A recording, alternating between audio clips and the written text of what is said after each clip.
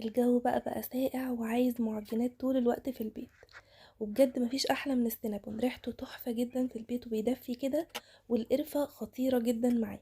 للي مش بيحب القرفة تقدروا تحشوها كاكاو وسكر، بس القرفة تحفة مع السينابون.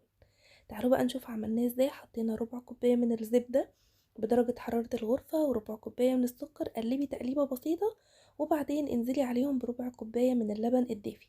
هنبتدي بقى نقلب. اللبن هيخلي السكر يدوب تماما. نحط عليه معلقة صغيرة من الخميرة، اللبن يكون دافي بس عشان ما يبطلش الخميرة.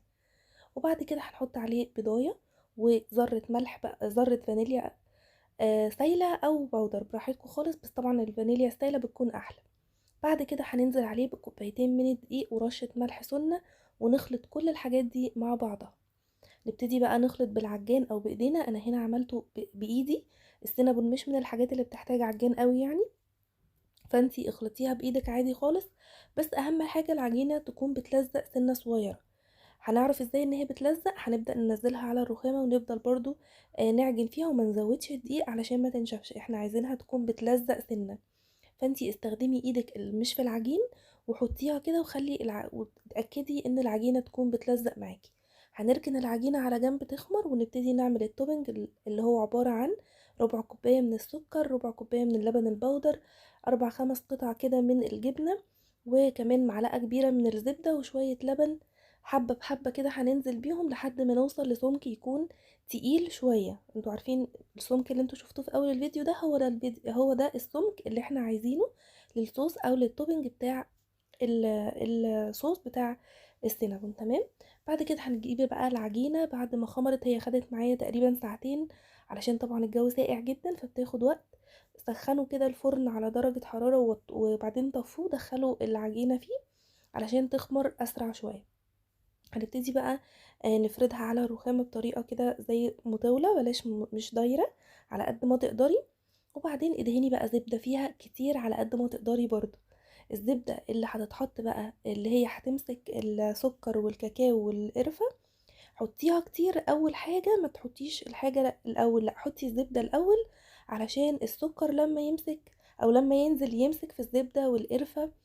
وكمان الكاكاو انا حطيت زبدة وبعدين سكر وبعدين قرفة وبعدين كاكاو، فالحشوة ما نزلتش ابدا ابدا لان الزبدة مسكتها. بعدين لفيت العجينة رول كده وابتديت ان انا اقطعها. قطعتها بفتلة كده او يعني خيط، علشان السكينة فعلا بتبهدلها جدا. فالافضل ان انتي تقطعيها بخيط، هتتقطع معاكي بكل سهولة. اي خيط عندك يعني بتستخدميه. تمام. وبعد كده هندهن بقى الصينية بتاعتنا وننزل فيها بالسينابون بتاعنا، وهنسيبه تقريبا يخمر تاني يعني زي ساعة كده. يعني كل ما تعملي الوصفة دي وانتي مش مستعجلة عليها كل ما هتكون احلى. العجينة هتكون هشة من كتر ما احنا سيبناها تخمر اول مرة وسيبناها تخمر تاني بعد ما رصيناها في الصينية.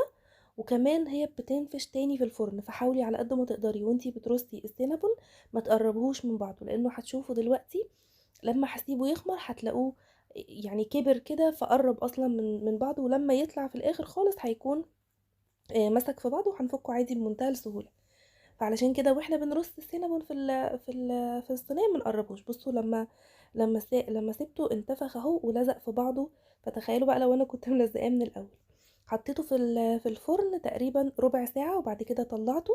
حطيت على كل واحدة شوية لبن ودخلته تاني كمل تسويته. اخد في الفرن ساعة الا ربع تقريبا، درجة حرارة متوسطة فوق وتحت، وطلع بالمنظر التحفة ده. كان هش جدا جدا وفظيع بجد. جربوا الطريقة دي مش هتندموا ابدا. نزلت بقى عليه بالصوص اللي احنا كنا عاملينه مع بعض في اول الفيديو، وكلت احلى سينابون. جربوه واتمنى الفيديو يكون عجبكم. ما تنسوش لايك وشير وسبسكرايب.